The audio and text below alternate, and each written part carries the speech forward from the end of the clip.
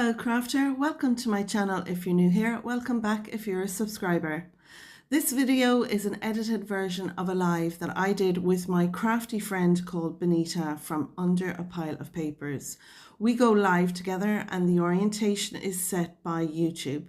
I've been asked if I could do an edited version, so what you'll see is the edited version, just my side of the video with the sped up measurements, etc.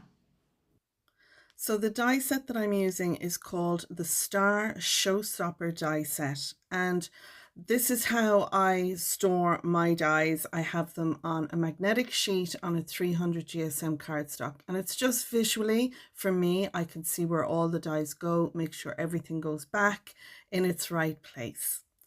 I'm also going to be using some of the ephemera. Now I like to take the ephemera, I scan it onto my laptop, and that way then I can print up extra images. This was a Christmas in June. I wasn't sure if there would be more coming out, so that's what I do. I don't know what the angel policy on that is now, but I don't sell my cards. So you can see here I have a whole load of those scanned and printed up.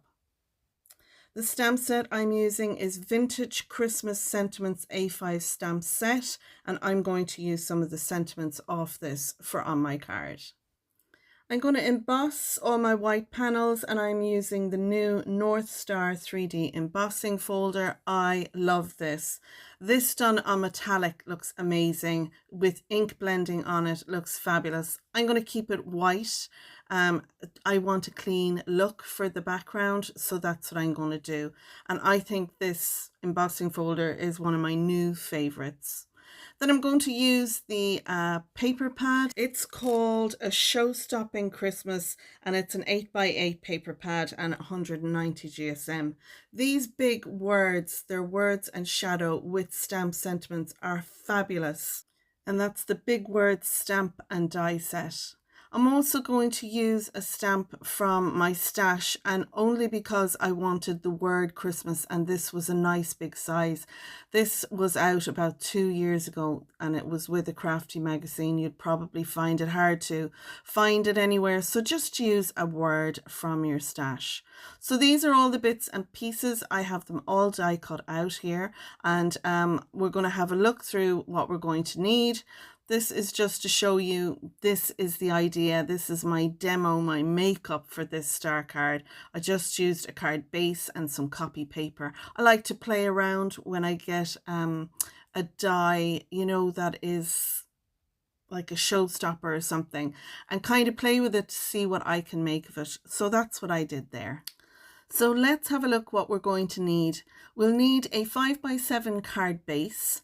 I've die cut out the star main die 2 times, and what I've done is I've cut off, you can see here, this is the full side, and I came out a 1/2 inch and I cut that off. So take your 2 panels, and on one of them cut 1.25 inches off on the left, and on the other panel cut 1.25 inches off the right. So I'm going to show you here.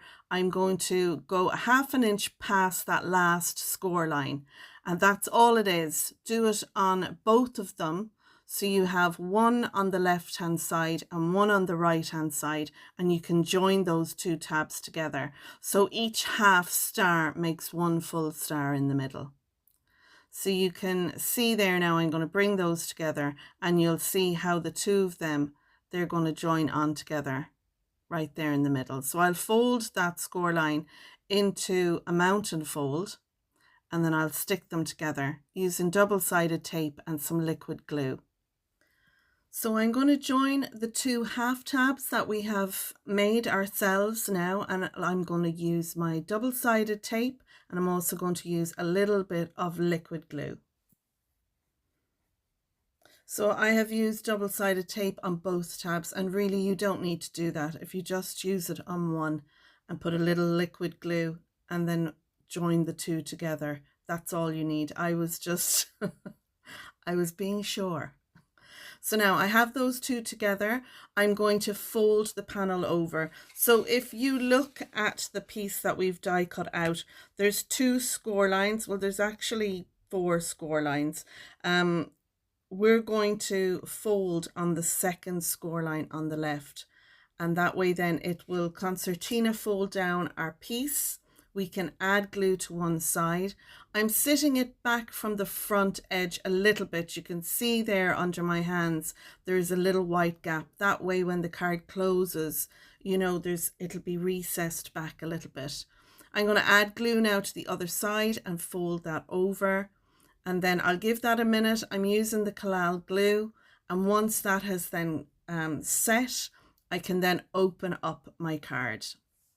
I'm going to take advantage of that, and I'm going to add my panel to the front of my card base while the inside is drying. I took the 2 stars that's in the set and I made a little frame, and I'm going to stick that on the front. I want to keep the front of my card pretty simple because I want people to display it opened rather than closed. So I've got a little mechanism for the pop out. It's a piece that's 6 inches by 3/4 of an inch. I've scored it at 1, 2, 4, and 5, and then I folded it into a valley, a mountain, and a valley fold. They're like the legs on a little frog if you look at them that kind of way. I'm just going through all the other pieces. I've die cut out 3 of the stars, the large size star, and one of those I've cut in half. I've also die cut out some of the mats and layers. I'm using pattern paper from the collection, and you can see here we won't need all the bits because we have the first 2 parts is folded under. So you can see here the pieces that I'm using, and you can pull them out from this set if you're using the set yourself. So I'm going to quickly add these pieces onto the card base, and then we'll get to popping in the mechanism that will make our star pop out.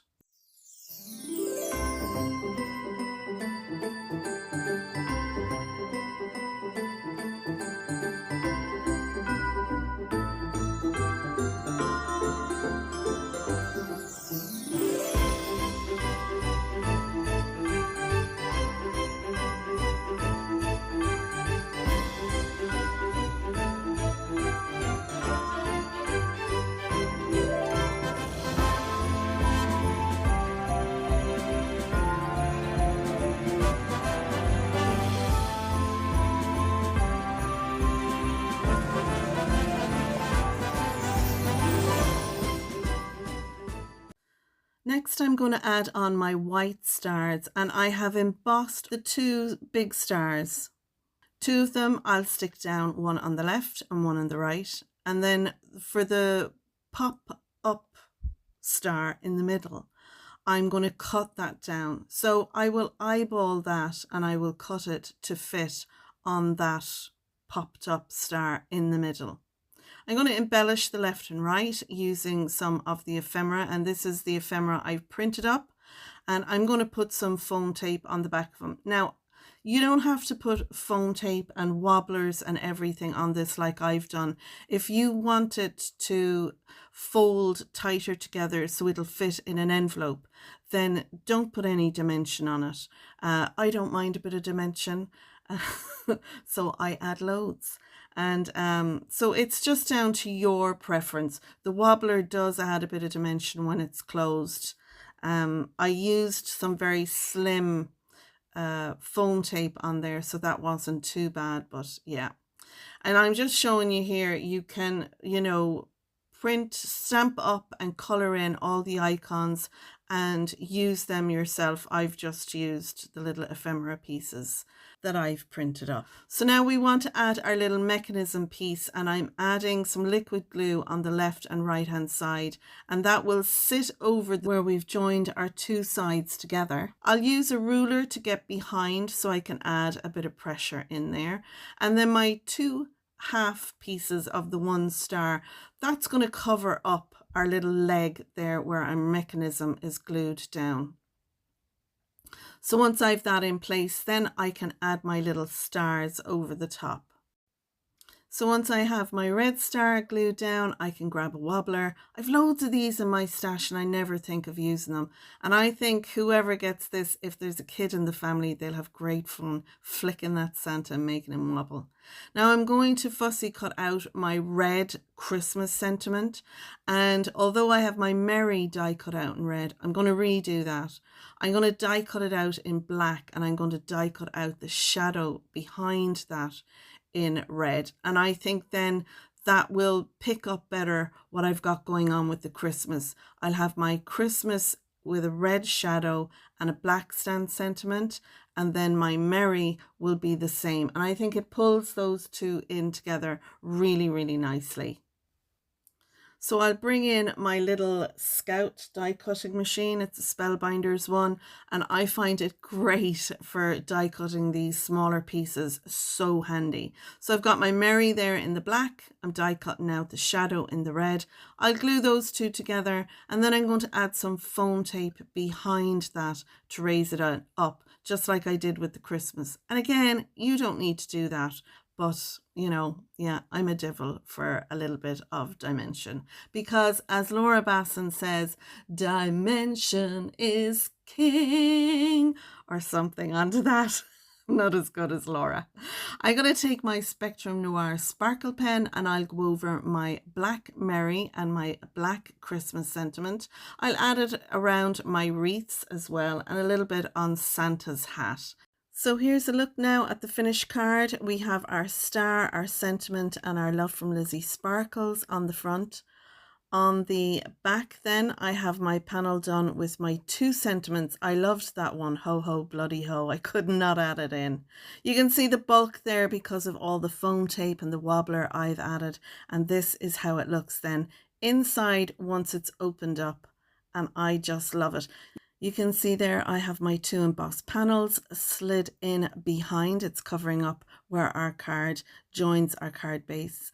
The wobbler is fun and I do love that. I'm delighted I've added that in, and I think this has turned out really well. I hope you've enjoyed my edited replay of the live that I did with my friend Benita, but as you can see I've edited that down to just my card. I will leave a link down below to that live if you'd like to watch the whole thing.